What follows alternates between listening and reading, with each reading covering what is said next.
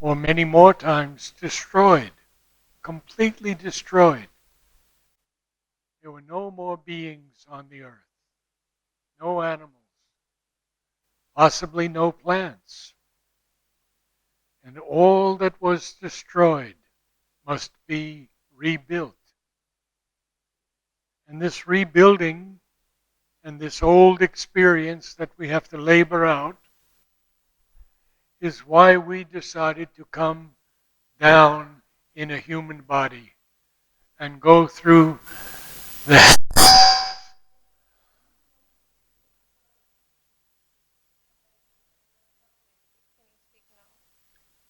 and go through the hell that we often have to go through. So, but there's a hope that stole in, and that hope hardly dared to be in this night's forlorn indifference. And we see even now in Oroville this great divide, this chasm, this abyss between compassionate understanding and collaboration. I never take sides. I'm only here for the truth. But I want everyone to realize that Sri Aurobindo is speaking to us about today. Today in the entire world. In Ukraine, in Israel, in the Koreas, in China. We could go on and on. So now we see that this errant marvel with no place to live, it wants to persuade this black quietude so that beauty and wonder. Now Sri Aurobindo uses the word disturbed. It's not disturbed as we know it, but it's shaken up a little bit, the fields of God. And so this wandering hand of pale enchanted light forced the world's blind immensity to sight, and therefore the darkness failed and slipped like a falling cloak would slip off someone who was going to lie down from the reclining body of a god. Then, through the pallid rift, pallid, lacking in vitality. It's a rift, there's no doubt, because this light is trying to come down and the darkness is failing. And this rift at first seems hardly enough for a trickle from the suns. And we begin today. After outpoured the revelation and the flame, the brief, perpetual sign recurred above. A glamour from unreached transcendences, iridescent with the glory of the unseen. Now, we have to talk a little bit about this iridescence, this play of lustrous colors like those of the rainbow. It is said that the great realized sages can see hundreds and hundreds of colors, of which we can see only a small palette. Iridescent with the glory of the unseen. Sri Aurobindo speaks of us about the unseen, translating from the Mandukya Upanishad. The unseen, with whom there can be no pragmatic relations, unseizable, featureless, unthinkable, undesignable by name, whose substance is the certitude of one self, in whom world existence is stilled, who is all peace and bliss. That is the self. That is what must be known. He's applying that to all of us. We must know that self, capital S, by the way, throughout the whole passage. So now we are on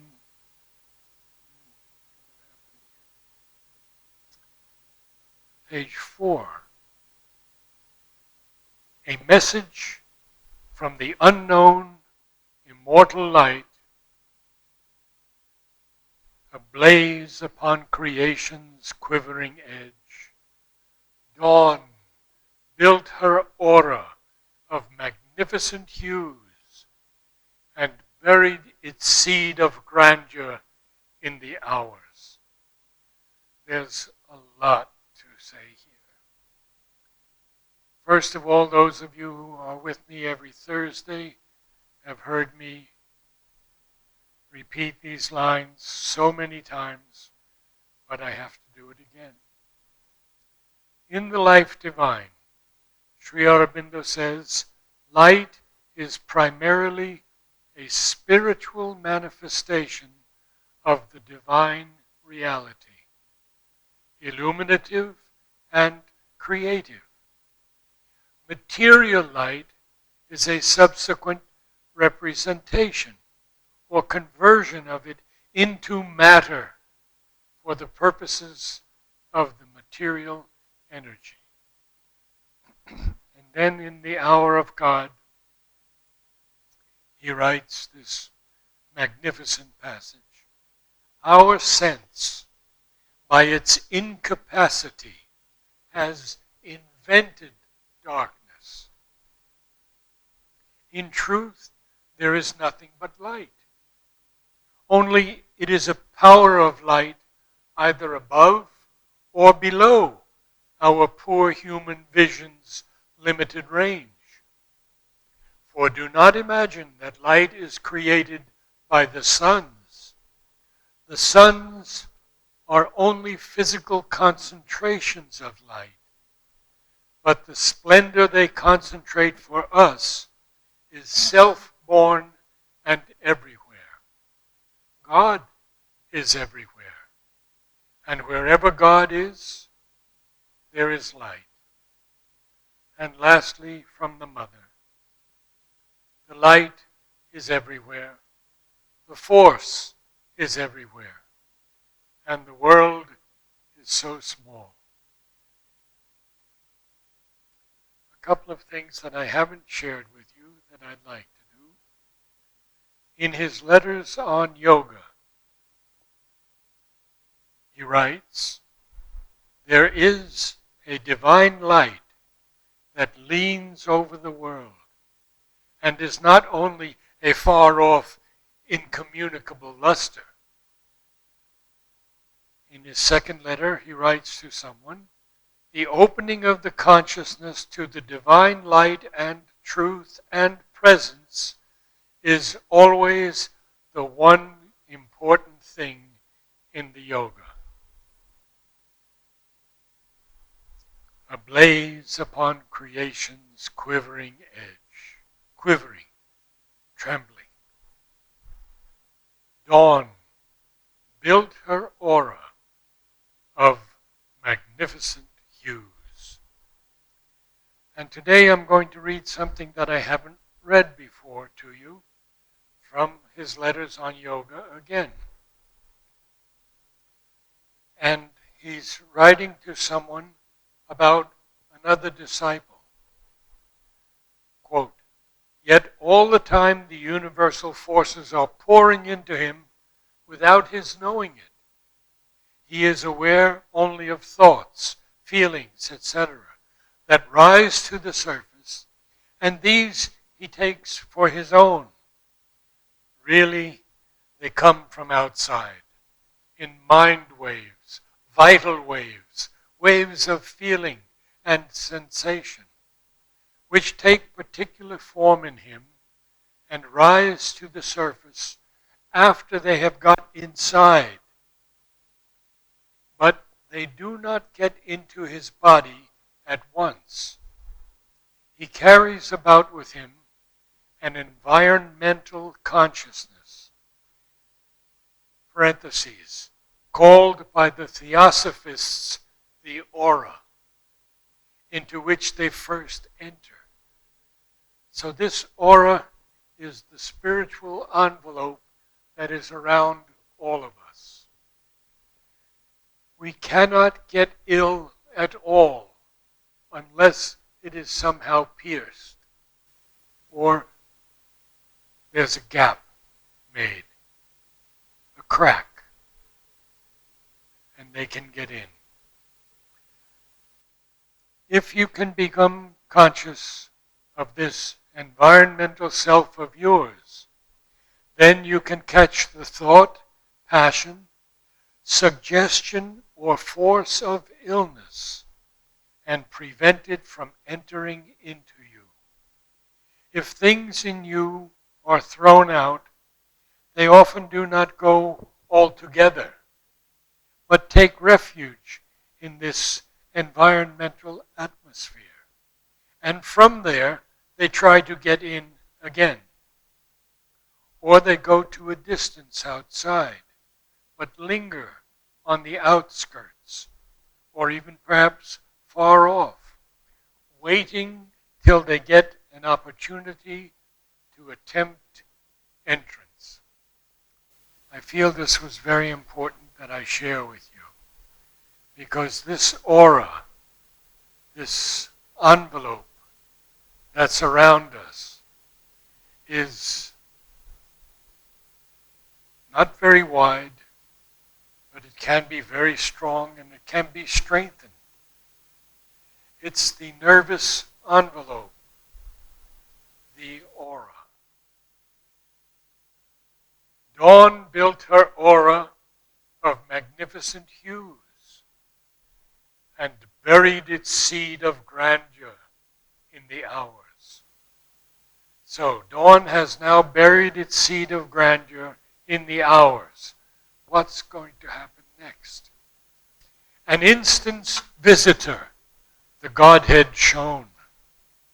Just an instant's visitor. On life's thin border a while, the vision stood and bent over earth's pondering forehead curve.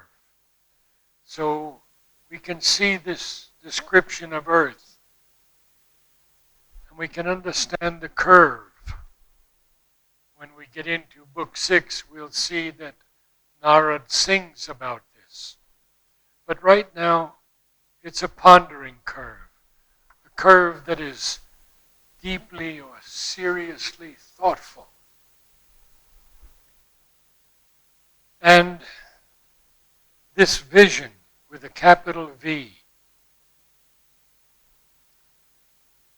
in his book, The Mother, Sri Aurobindo writes, visions come under the head of experiences unless they fix themselves and are accompanied by a realization of which they are, as it were, the support. So now the vision has come, but it's only an instant's visitor, and it's shown this Godhead, and it has bent over this pondering forehead curve of earth. Now what is it doing? Interpreting a recondite beauty and bliss in colors hieroglyphs of mystic sense. It wrote the lines of a significant myth, telling of a greatness of spiritual dawns, a brilliant code penned with the sky for page. Such beautiful poetry. First of all, this vision is interpreting a recondite beauty. Something that is recondite is concealed or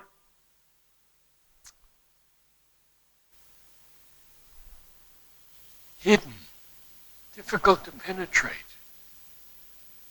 So, interpreting a recondite beauty and bliss in colors, hieroglyphs of mystic sense. Well, we know about hieroglyphs because they were pictographic scripts, especially by the ancient Egyptians.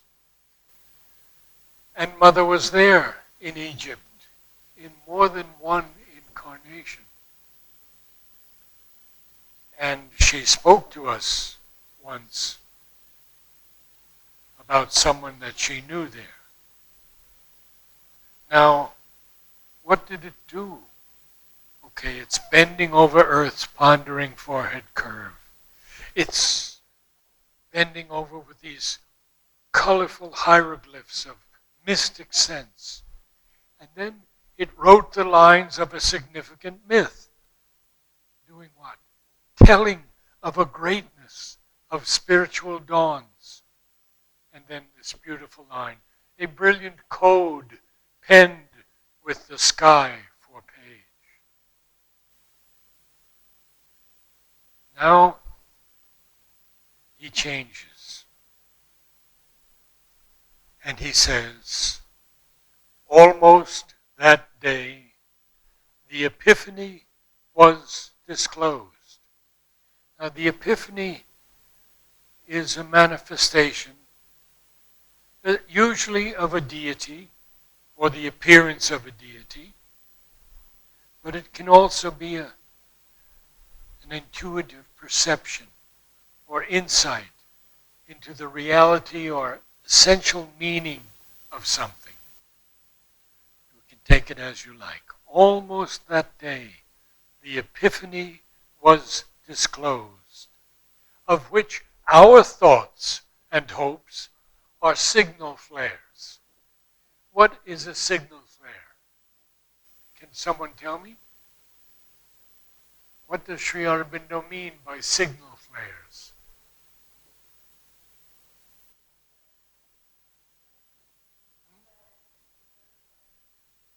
Well, a signal flare is something that in the war, or even if someone is lost, they can send up this bright, bright light, and that's called a signal flare. So, of which our thoughts and hopes are signal flares. A lonely splendor from the invisible goal almost was flung on the opaque inane, opaque, impenetrable by light. Not transparent, not translucent, impenetrable by light. And the inane is something empty or void. So we see that this vision, writing down these lines of a significant myth that tell us of a greatness of spiritual dawns, and that greatness of spiritual dawns has come. It has come because of Sri Aurobindo and Mother. It had not come yet with Krishna, who had entered into Sri Aurobindo, and that was the beginning of the overmind consciousness. But the supramental only came to him later. Of course, Vivekananda spoke to him at great length about the supermind when he was in jail. So we see now that the Epiphany was almost disclosed, of which our thoughts and hopes are signal flares. A lonely splendor from the invisible goal.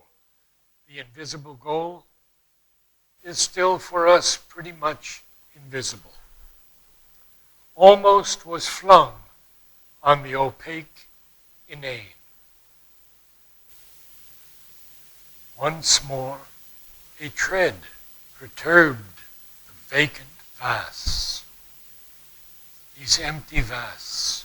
Feel this tread. And I remember in Christianity how much importance they gave to the feet of God. In Savitri, I know at least 5 lines that speak about her feet. One of them, when Satyavan first sees her in the chariot, he says to her, "Descend, O happiness, with thy moon gold feet, enrich earth's floors, upon whose sleep we lie." And then there's another line, so many, "To heal with her feet the aching throb of life, and break the seals on the dim soul of man." So, once more, a tread, perturbed, disturbed a bit, the vacant vast.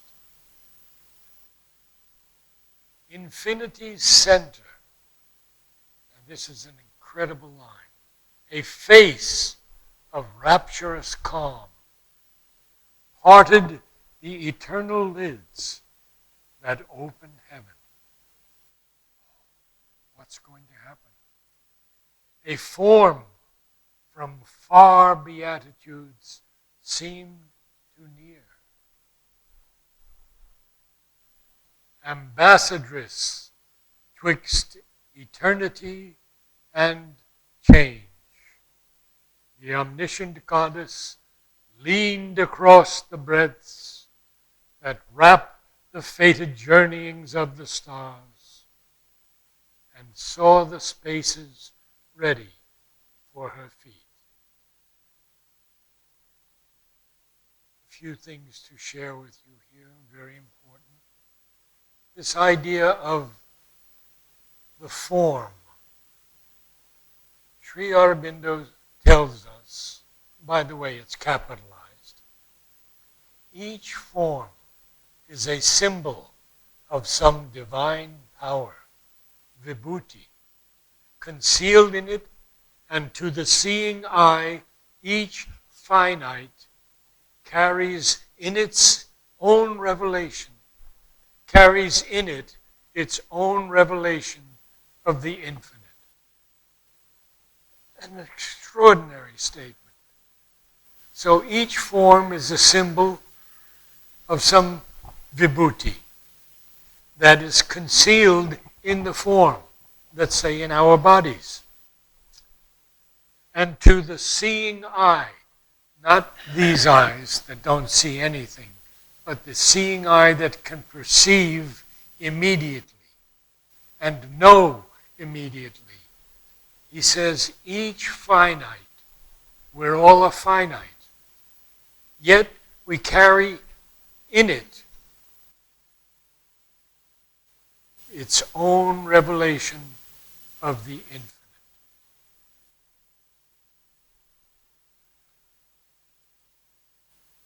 Forms on earth do not last. They do in other planes, because these forms are too rigid to grow, expressing the progress of the spirit. If they become plastic enough to do that, there is no reason why they should not last. Our forms can last, should last, if we could become plastic enough.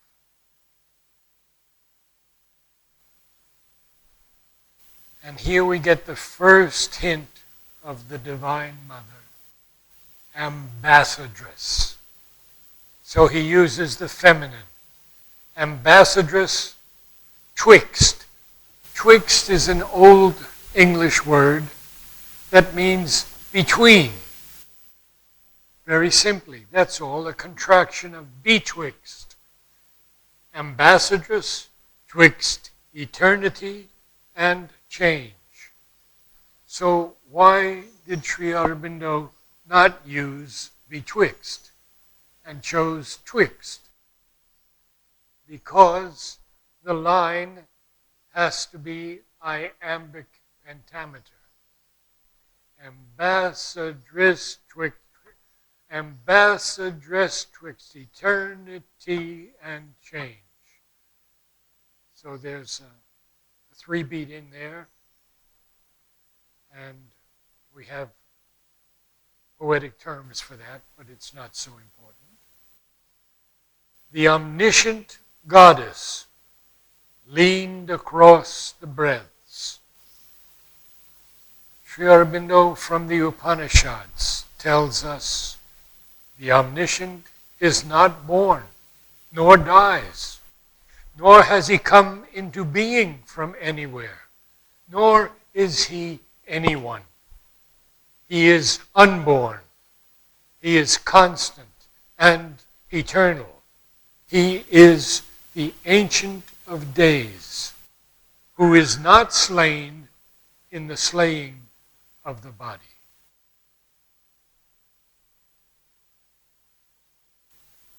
And from the Secret of the Veda, he writes, "This is the omniscient, who knows the law of our being and is sufficient to his works. Let us build the song of his truth by our thought and make it as if a chariot on which he shall mount. When he dwells with us, then a happy wisdom becomes ours. With him for friend, we cannot come to harm." And what does Krishna tell us in the Gita?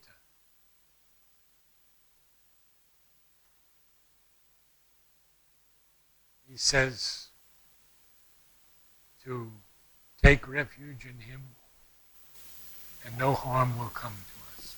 Can you give us the exact line from Krishna? In English?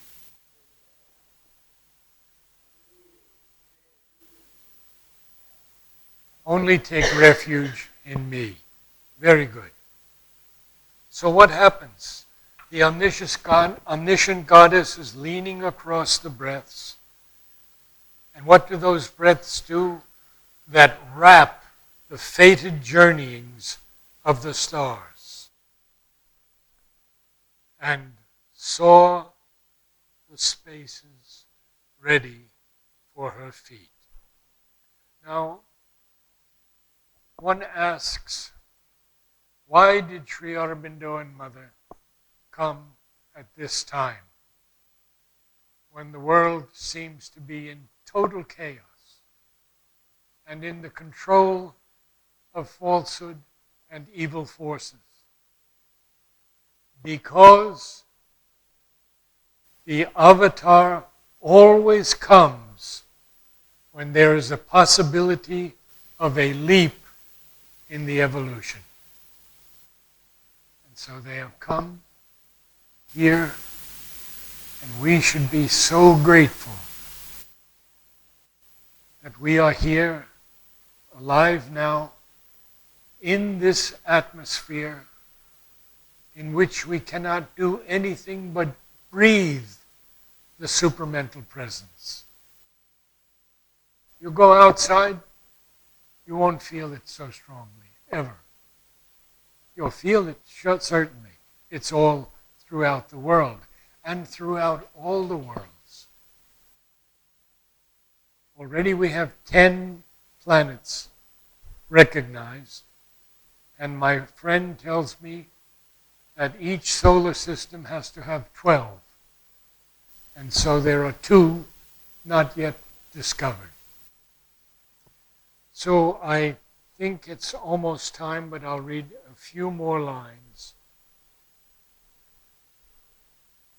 There's so much to take in.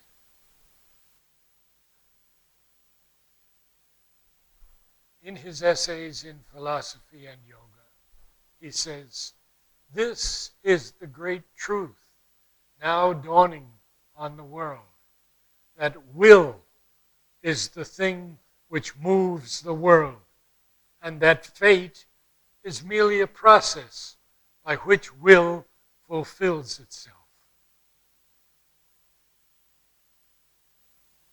Once she half looked behind for her veiled son, then, thoughtful, went to her immortal work. Earth felt the imperishable's passage close. The waking ear of nature heard her steps, and wideness turned to her its limitless eye, and, scattered on sealed depths, her luminous smile kindled to fire the silence of the worlds. Who will read for me today? Will you read for me today the whole passage? Or Palani? Can you do it, Palani? Thank you.